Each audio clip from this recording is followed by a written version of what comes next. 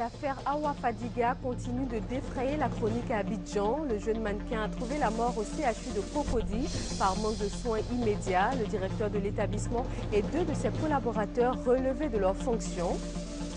Le ministre de la Solidarité engage la lutte contre la dépravation des mœurs en ouverture des hostilités. Descente policière dans un bar de la capitale économique. 15 jeunes filles interpellées.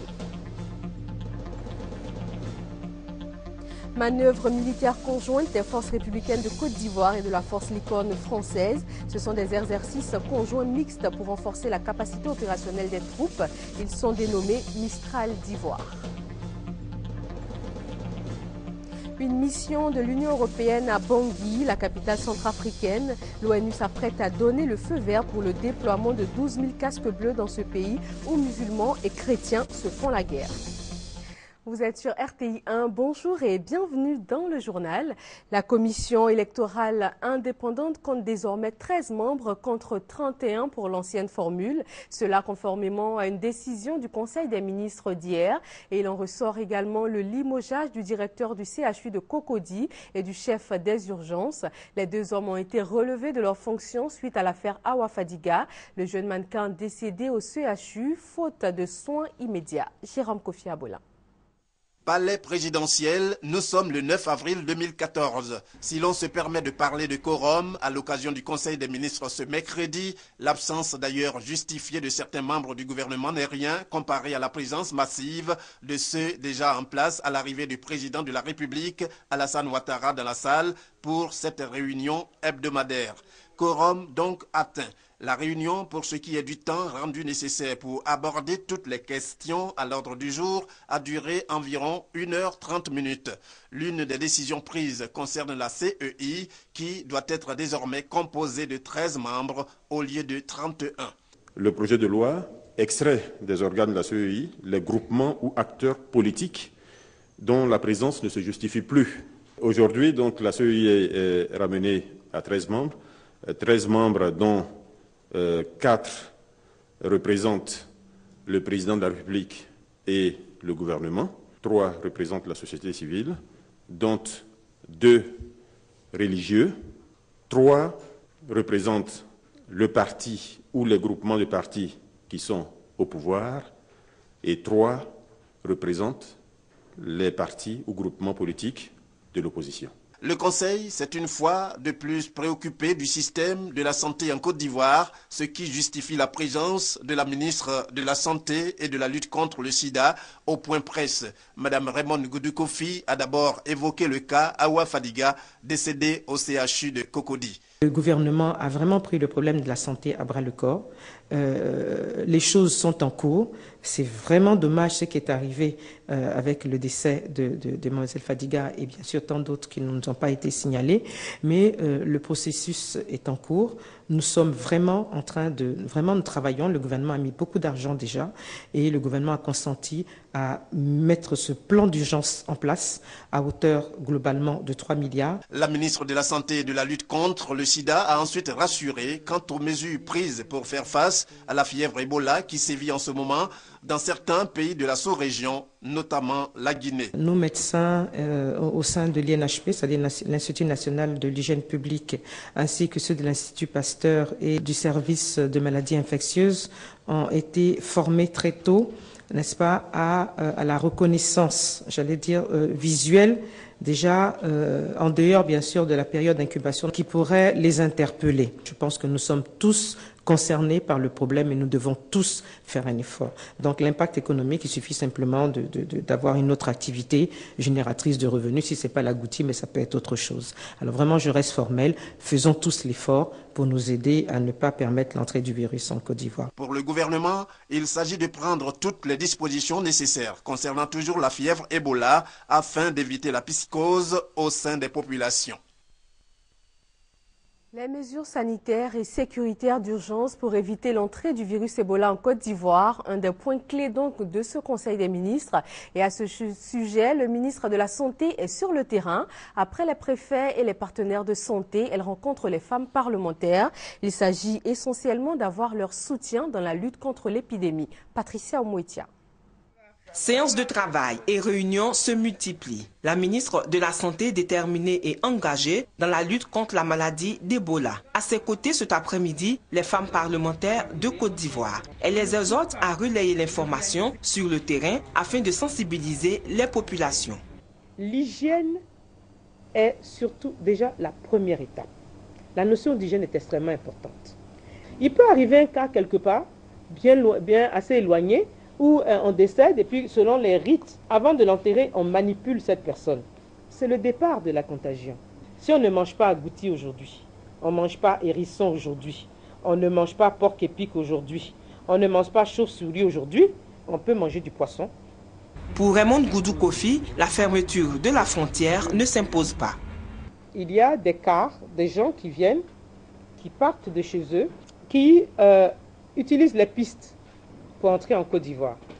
À nos parents, qu'est-ce que vous allez leur dire? Dites-leur simplement que quand un étranger arrive pour venir dormir dans le village, il faut prévenir le centre de santé le plus proche.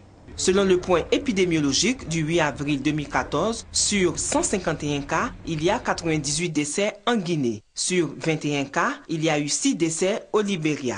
Et au Mali, 9 cas suspects ont été déclarés. En Côte d'Ivoire, aucun cas découvert jusqu'à ce jour. Ebola est le nom d'un village en Ouganda où le virus a été découvert. L'épidémie s'est déclarée en février 2014 en Guinée. Une autre lutte plus que jamais d'actualité en Côte d'Ivoire, celle contre la dépravation des mœurs. 15 jeunes filles, des serveuses dans un bar, ont été interpellées. La raison, leur tenue jugée indécente. Le ministre de la Solidarité, de la Famille, de la Femme et de l'Enfant les a rencontrées. Le reportage est signé Gabriel Zani. Le Drum Bar, situé à Cocody Riviera Golf, est désormais fermé. C'est ici que travaillaient des jeunes filles comme serveuses à moitié nues. La police a fait une descente dans ce bar dans la nuit du jeudi 3 avril. Le gérant et le diguier interpellés ont été conduits devant le parquet. 15 jeunes filles entendues et mises à la disposition de la ministre de la Solidarité qui les a reçues ce mardi à son cabinet au plateau afin de comprendre leur situation. J'ai 2 enfants et puis bon, franchement c'est moi-même qui m'occupe de mes enfants qui vont à l'école et tout ça, donc personne ne m'a envoyé dans ce bar, c'est moi qui ai décidé d'aller travailler là-bas parce que vraiment, j'ai gagné bien ma vie là-bas. Amener les clients à consommer la boisson par tous les moyens, c'est bien la tâche difficile, aux conséquences souvent irréversibles à laquelle se livrent ces filles entre 18h et 6h du matin.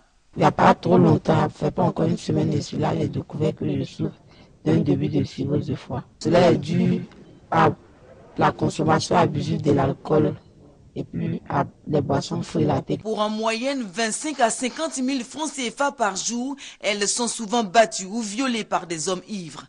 La ministre de la Solidarité a décidé de les aider.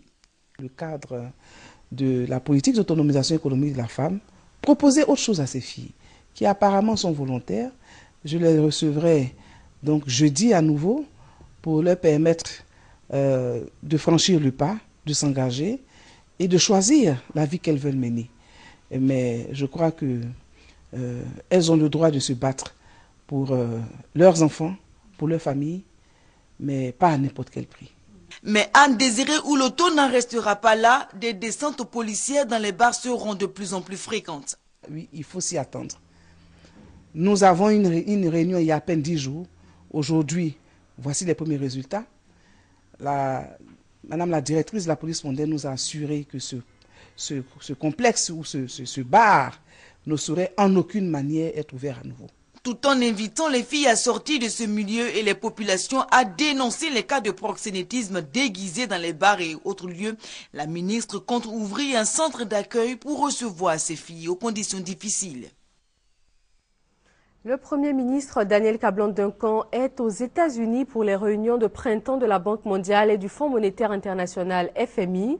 Le temps fort de ce rassemblement est constitué par les réunions du Comité du développement. C'est le forum conjoint de la Banque mondiale et du FMI et du Comité monétaire et financier international du FMI.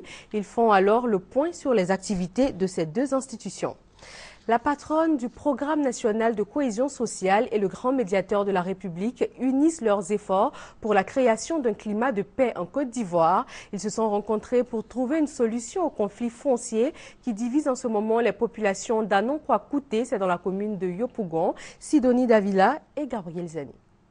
Afin de mener à bien la mission qui lui a été confiée, à savoir travailler à créer un climat social paisible en Côte d'Ivoire, la coordonnatrice du Programme national de cohésion sociale PNCS, Mariatou Kone, a initié des rencontres auprès des institutions pour bénéficier des conseils avisés. Avec le médiateur, ils ont encore parlé de réconciliation et de cohésion sociale en Côte d'Ivoire. Nous sommes venus donc voir une structure qui est déjà en œuvre pour voir comment nous pouvons conjuguer nos efforts pour ramener la paix en Côte d'Ivoire. Au nombre des préoccupations posées, le conflit foncier qui divise les populations d'Anonkwa-Kouté. Nous essayons de faire en sorte qu'elles s'écoutent, parce que quand on s'écoute déjà, ça apaise les cœurs. Et nous avons initié des activités génératrices de revenus avec les femmes d'Anonkwa-Kouté. Par les femmes, je pense que la paix viendra. Si les femmes se parlent, les hommes viendront et les enfants également. Pour le médiateur de la République, Ngolo Koulibaly, tout est une question de tolérance et de patience. La médiation et la réconciliation dans des positions déjà tranchées comme celle-ci, c'est la patience. Plus la question est urgente et importante, plus il faut observer, plus il faut écouter et surtout calmer les cœurs. La coordonnatrice du Programme national de cohésion sociale PNCS entend continuer à mener des actions concrètes sur le terrain, avec à l'appui des actions de sensibilisation et de réhabilitation communautaire, pour favoriser la cohésion entre les filles et les fils de la Côte d'Ivoire. Et le processus de réconciliation nationale et la sécurité dans le pays, sujets principaux d'une rencontre entre le ministre de l'Intérieur et de la Sécurité ivoirien et le secrétaire général de l'ONU en Côte d'Ivoire. Le reportage de Mamadou Kwasi. La représentante spéciale du secrétaire général de l'ONU en Côte d'Ivoire chez le ministre d'État, ministre de l'Intérieur et de la Sécurité. Les échanges entre Aïchatou Mendaoudoun Suleiman et le ministre Ahmed Bakayoko ont porté sur le processus de réconciliation nationale et la composition de la CEI, Commission électorale indépendante. J'ai tenu à encore réitérer vraiment l'importance que les Nations Unies accordent à ce processus et surtout à ce que le processus électoral puisse être mis en route dans les délais pour qu'un mécanisme soit mis en place pour organiser des élections vraiment crédibles et libres en Côte d'Ivoire. Au niveau du dialogue politique, on va continuer le travail. De toutes les façons, les Ivoiriens sont obligés de s'entendre pour faire avancer leur pays. Dans tous les cas, c'est seule la table de négociation qui pourra régler les différents problèmes qui sont sur la table et pas du moins la rupture du dialogue ou bien le conflit. Le ministre d'État, ministre de l'Intérieur et de la Sécurité a saisi l'occasion pour inviter le Front populaire ivoirien FPI à la table de dialogue. Le gouvernement lance encore un appel au FPI à la discussion, au dialogue sincère. Nous sommes très sincères en ce que nous faisons. Cette rencontre s'inscrit dans le cadre des échanges mensuels entre la responsable onusienne et le ministre d'État, ministre de l'Intérieur et de la Sécurité. La lutte contre le racket, une priorité pour le gouvernement ivoirien. Un centre tout équipé vient renforcer les capacités opérationnelles de l'unité de lutte contre le racket. Le ministre de l'Intérieur et de la Sécurité en a remis les clés à la police. Abou Sanogo. Ce sont des salles entièrement équipées. Le centre d'appel dont les clés sont remises au ministre d'État, ministre de l'Intérieur et de la Sécurité, Ahmed Bakayoko, a coûté 280 millions de francs CFA. Il va contribuer à réduire les rackets. Composé d'une salle des opérations, d'un cafétéria et d'une salle de formation, ce centre a pour objectif de permettre à la population de dénoncer les cas de racket dont elle est victime et d'accroître la réactivité de l'unité de lutte contre le racket. Un geste du comité de pilotage du projet d'appui à la revitalisation des petites et moyennes entreprises. C'est un centre d'appel intégré. Ce centre d'appel-là offre vraiment l'occasion de pouvoir tout intégrer à ces appels et permettre une meilleure diffusion de ces appels-là aux différentes unités qui doivent réagir. Si c'est les pompiers, ils le feront. Si c'est l'unité de lutte contre le racket, il le fera. Pour le ministre d'État Ahmed Bakayoko, ce centre d'appel va renforcer les capacités de l'unité de lutte contre les rackets. Nous allons améliorer notre production en faveur des populations, des opérateurs économiques, etc. Et ce centre va nous permettre d'avoir un numéro unique d'entrée des problématiques des populations. C'est une étape importante dans notre combat pour réduire le racket et j'ai bon espoir que cette mise en œuvre donne des résultats concrets. Le centre d'appel, situé dans les locaux de la police scientifique, va prendre en compte les appels d'urgence des différentes unités d'intervention de la gendarmerie nationale, de la police et des sapeurs-pompiers militaires. Coup de filet de la police dans un fumoir dans la commune d'Adjamé. Une cinquantaine de personnes interpellées, d'importantes quantités de cocaïne, héroïne et stupéfiants saisis à Boussanogo. 2 kg de cannabis, 500 g de résine de cannabis, des sachets contenant du cannabis et des doses d'héroïne plus des stupéfiants. Résultat d'une opération de bouclage menée dans des fumoirs de la commune d'Adjamé par le lieutenant-colonel Kone Zakaria, commandant en second du bataillon d'artillerie sol-air, commandant le camp génie d'Adjamé. En effet, suite à une information anonyme, le lieutenant-colonel Kone Zakaria a entrepris des investigations. Celles-ci révèlent l'existence de nombreux fumoirs dans la commune d'Adjamé. Ainsi, dans la nuit du mercredi 2 au jeudi 3 avril dernier, le lieutenant-colonel Kone Zakaria et ses hommes font quelques patrouilles qui se soldent par une opération de bouclage. Dans la mêlée, une cinquantaine d'interpellations et d'arrestations. Des fouilles et des interrogatoires des personnes interpellées ont donné ces résultats. Les individus ont été mis à la disposition de la gendarmerie nationale. Restons avec Abou Sanogo pour cette manœuvre militaire conjointe des forces républicaines de Côte d'Ivoire et de la force Licorne française. Il s'agit d'exercices conjoints mixtes pour renforcer la capacité opérationnelle des troupes. Un état-major tactique constitué d'un sous-groupement tactique embarqué et d'un sous-groupement tactique interarmé mixte fort de 321 hommes et femmes de la force Licorne et des forces républicaines de Côte d'Ivoire effectue un exercice conjoint mixte dénommé Mistral d'Ivoire. Ces militaires venus pour les uns du 9e bataillon d'infanterie marine de France et pour les autres de la force Licorne et des forces républicaines de Côte d'Ivoire ont démontré leur savoir-faire tactique et opérationnel dans la zone de l'Homme Nord à l'exercice de l'embarquement, du débarquement et de l'héliportage en zone opérationnelle. Pour cet ordre d'opération grandeur nature, ce sont 54 véhicules tout-terrain, 4 hélicoptères de combat et d'autres moyens matériels conséquents qui ont été déployés. Cet exercice a permis aux forces françaises et aux forces ivoiriennes de faire montre de la parfaite collaboration qui existe entre les deux armées. L'artisanat au cœur d'un nouvel accord de partenariat entre la Côte d'Ivoire et le Maroc. Il s'agit essentiellement d'un partage d'expériences et de savoir-faire entre la Fédération nationale des commerçants de Côte d'Ivoire et la Fédération des entreprises d'artisanat du Maroc. Le reportage de Juliette Ouéa. Une nouvelle impulsion dans les relations économiques ivoiro-marocaines à travers la signature de partenariat entre la Fédération nationale des commerçants de Côte d'Ivoire, FENACI, et la Fédération des entreprises d'artisanat du Maroc, FEA. L'artisanat étant un secteur clé dans l'économie des deux pays, environ 12% du produit intérieur brut ivoirien et 8 à 9% du produit intérieur brut marocain. 2 points principaux constituent ce partenariat. Il s'agira pour les deux pays de partager leur savoir-faire et créer un espace d'échange en vue de redynamiser le secteur. Le Maroc est pour moi un exemple de réussite en matière d'artisanat et de promotion des PME.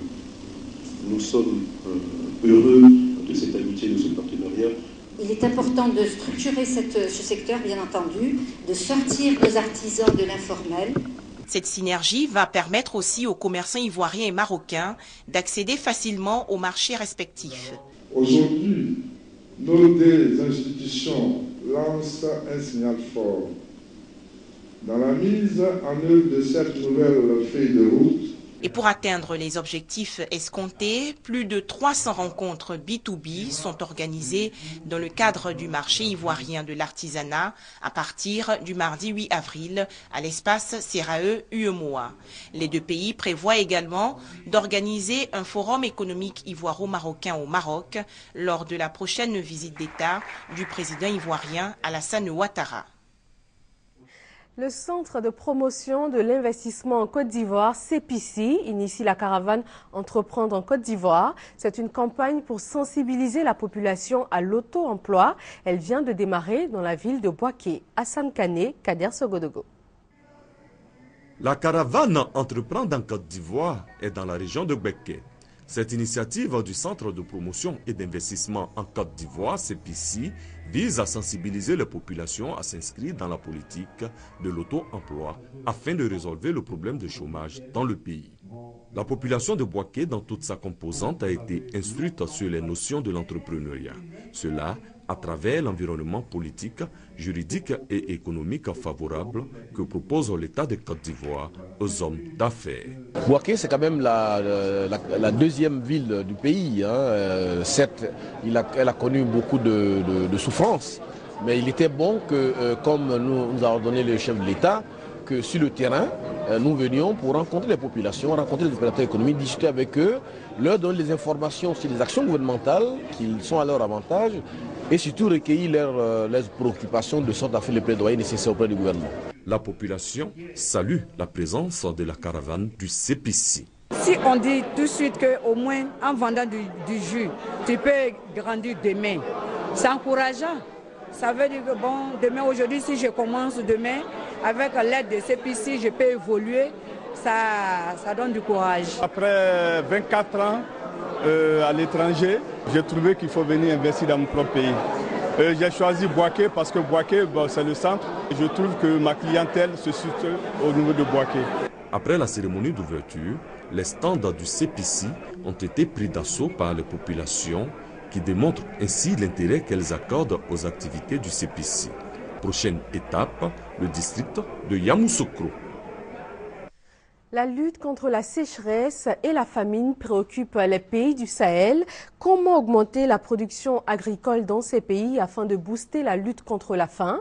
Des experts de la CEDEAO sont en réunion à Abidjan pour plancher sur la question. Francis Boifo est allé à leur rencontre. Selon les estimations du Programme alimentaire mondial, 8 millions de tonnes d'éléments nutritifs sont consommés chaque année sur le continent africain et plus de 30 millions d'Africains ont actuellement besoin d'aide alimentaire internationale. Ces derniers mois, note le secrétaire exécutif du comité inter-État de lutte contre la sécheresse dans le Sahel, SILS, les productions alimentaires des pays du Sahel ont augmenté. Et cela à la suite des actions de lutte contre la sécheresse dans la région. La production 2013-2014 agroalimentaire et pastorale est légèrement plus élevée par rapport à l'année dernière, mais il faudrait que nous réussissions à faire circuler ces produits-là des zones à haute productivité aux zones déficitaires. Parce qu'il y a des difficultés d'abord inhérentes au transport, il y a des difficultés liées aux tracasseries routières. C'est pour trouver des solutions à ces préoccupations que le comité du SILS a organisé à Abidjan cette conférence régionale. Elle porte sur les opportunités d'échange de produits agricoles et agroalimentaires dans le Sahel et en Afrique de l'Ouest. Les experts vont également plancher sur les normes et qualités des produits agroalimentaires dans les échanges sur les marchés internationaux. Aujourd'hui, la qualité, les normes sont des exigences pour pénétrer ces marchés-là. Alors, quand les pays de la sous-région se mettent ensemble pour parler de normes et de qualité, je crois qu'il faut les encourager parce que ça permet aussi à notre espace sous-régional CEDEAO d'être un espace crédible par rapport aux échanges internationaux. Les produits agricoles représentent environ 20% des échanges commerciaux internationaux de l'Afrique et constituent l'une des principales sources de matières premières pour l'industrie. Le prix d'achat à Borchamp de l'Anarcade fixé à 225 francs CFA pour la campagne 2014 est-il respecté? Le directeur général du Conseil du coton et de l'Anarcade sillonne les zones de production afin de s'en assurer. Soro Corona, Praïma Doumbia. La filière Anarcade emploie 250 000 producteurs regroupés dans une vingtaine de coopératives et nourrit plus d'1 500 000 personnes, directement ou indirectement. Cependant, les prix d'achat pratiqués sur le terrain sont loin de satisfaire les producteurs et sont rarement respectés.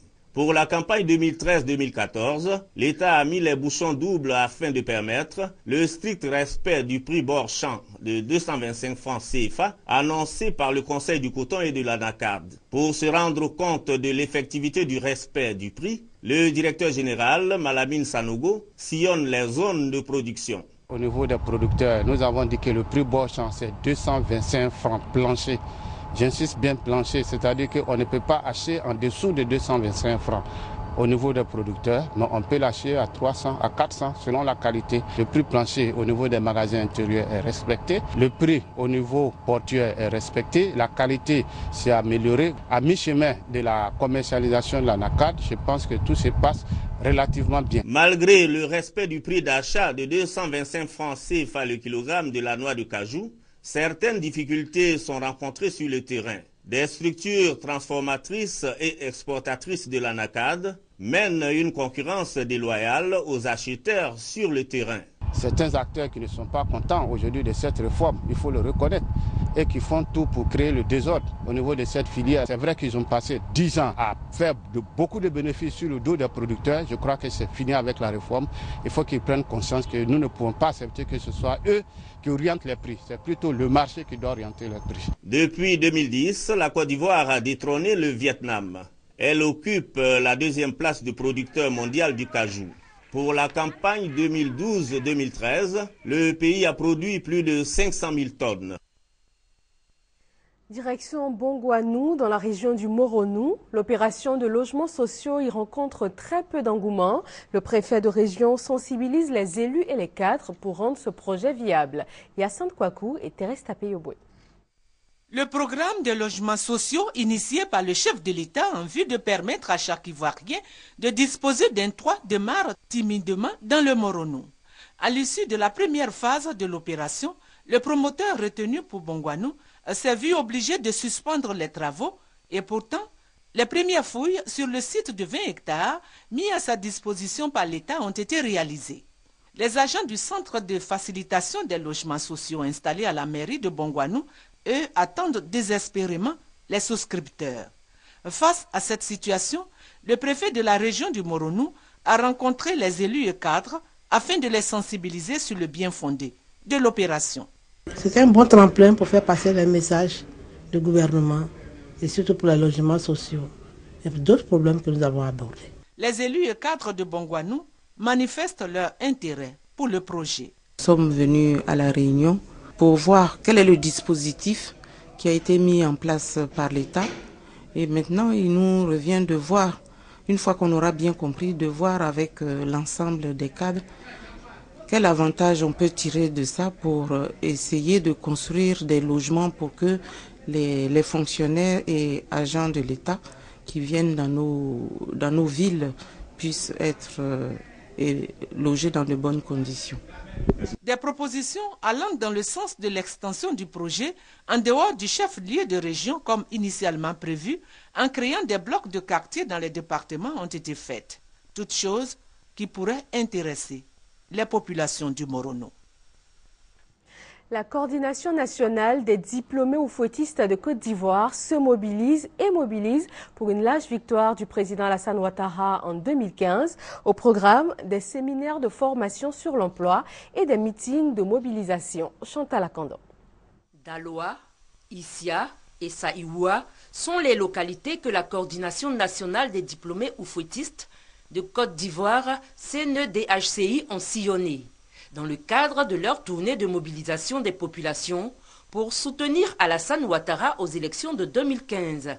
À chacune des étapes, la CNEDHCI initie un séminaire de formation à l'intention des jeunes diplômés, instruits et formés par les experts de la GEP. Thème de ce séminaire, les techniques de recherche de l'emploi. Le président de la coordination des jeunes diplômés oufouettistes, Kader Fofana, indique que ces séminaires itinérants permettent, selon sa propre expression, de vendre le candidat Ouattara pour les élections de 2015 et lui donner un second mandat. C'est dans cette perspective que les séminaires sont associés à des giga-meetings qu'il a lui-même animés, bénéficiant de l'intervention d'Amadou Soumaoro, secrétaire général par intérim du RDR à l'étape de Daloa. Dans toutes les localités visitées par la CNEDHCI, les jeunes ont obtenu des bons de permis de conduire remis par Dr Fatoumata Traoré Diop, marraine nationale de ce groupe de soutien à Alassane Ouattara. Prochaine étape des jeunes diplômés oufouettistes, les régions de Gbeke et du Béré, pour remobiliser leur jeunesse. Et Et un mot de culture, Rose-Marie Guiraud, danseuse, chorégraphe, professeure d'anthropologie de la danse et fondatrice de l'école de danse et d'échanges culturels EDEC, célèbre ses 40 ans de carrière pour l'occasion de nombreuses activités artistiques, notamment une exposition d'art, un défilé de mode traditionnels et des projections de films. Hors de nos frontières, la mission de l'Union européenne débute à Bangui, la capitale centrafricaine, dans l'attente des casques bleus. L'ONU s'apprête en effet à donner le feu vert pour le déploiement de 12 000 casques bleus dans le pays. Ils vont avoir pour mission tout d'abord de sécuriser le pays et ensuite de tenter de rétablir l'ordre et la cohabitation entre musulmans et chrétiens. Pendant ce temps, les quelques 800 soldats des troupes tchadiennes s'apprêtent à quitter le pays. Voilà, c'est la fin de ce 13h. Merci d'être resté avec nous. Retrouvez David Mobio ce soir à 20h. Moi, je vous dis à demain.